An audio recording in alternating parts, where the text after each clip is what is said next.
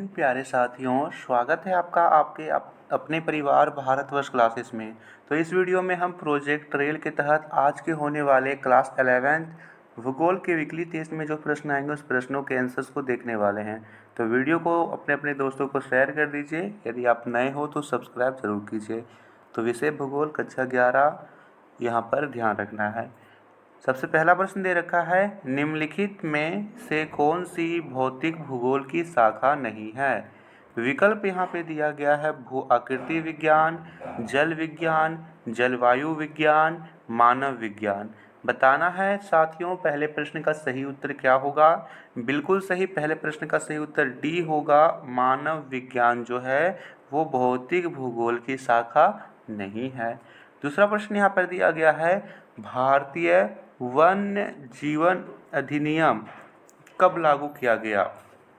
विकल्प यहाँ पे दिया गया है 1970, 1972, 1950, 1912। जल्दी से बताइए यहाँ पर सही उत्तर क्या होगा इस प्रश्न का। बिल्कुल सही, 1972 एकदम सही उत्तर है। बी ऑप्शन एकदम सही है।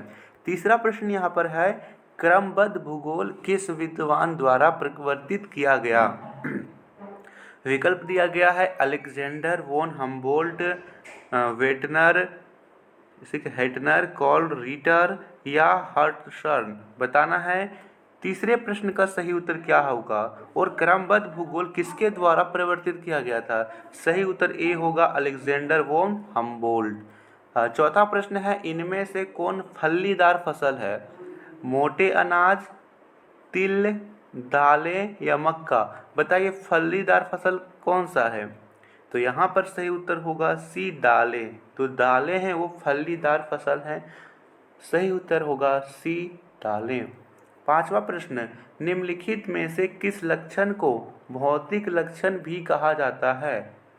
पतन, मैदान, सड़क या जल उद्यान। बताना है इस प्रश्न का सही उत्तर क्या होगा।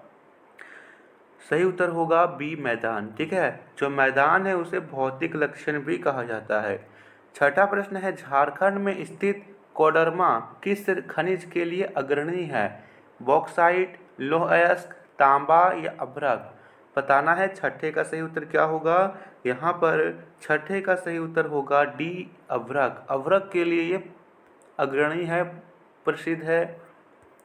सातवां प्रश्न, निम्नलिखित में कच्चे माल को मूल्यवान उत्पाद में परिवर्तित कर अधिक मात्रा में वस्तुओं का उत्पादन कौन सी प्रक्रिया है। विकल्प दिया गया है, प्राथमिक क्रिया, द्वितीयक क्रिया, तृतीयक या फिर दोनों ए और बी। तो देखिए यहाँ पर क्या कर रहा है, वस्तुओं का उत्पादन हो रहा है और जब भी वस्तुओं का उत्पादन की बात आए तो ये होता है हमेशा द्वितीय क्रिया। सही उत्तर होगा द्वितीय क्रिया, option B is the right answer. सातवां प्रश्न के बाद आठवां प्रश्न है, निम्न में से कौन सी एजेंसी सार्वजनिक क्षेत्रों में स्टील को बाजार में उपलब्ध कराती है। Cell, hello,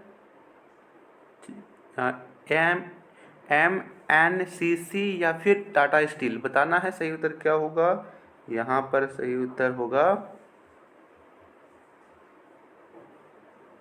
cell, option hello होगा ना।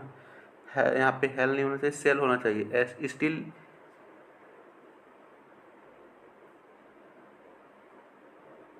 HAIL, हेल होगा। एक सेकेंड फिर से देख लेते, हेल SAIL होगा या फिर HAIL होगा। बताइए, यहाँ पर SAIL होगा, option A is the right answer. SAIL है, steel authority limited of India, इस प्रकार से है। निम्नलिखित में से किस विद्वान ने भूगोल शब्द का प्रयोग किया। हेरोदोतस, गैलीलियो, इरेटोस्थनीज, अरस्तु। सही उत्तर यहाँ पर सी है, हेरोडोटोस। यहाँ पे सी है, इरेटोस्थनीज। दसवां प्रश्न दिया गया है, निम्नलिखित विषय युगों में से कौन सा युग्म स्थानिक एवं कालिक विश्लेषण करता है। इतिहास और भूगोल, भूगोल और समाजशास्त्र, भूगोल और मानव शास्त्र या भूगोल और दर्शन शास्त्र। सही उत्तर यहाँ पर क्या होगा। यहाँ पर सही उत्तर होगा इतिहास और भूगोल। चलिए, ये तो था ऑब्जेक्टिव क्वेश्चन। सब्जेक्टिव प्रश्न की ओर बढ़ते हैं। तो यहाँ पर दे रखा है, सड़क परिवहन के 3 गुण बताएं। ठीक है। तो यहाँ पे लिखेंगे क्या, सड़क परिवहन के क्या क्या गुण हैं।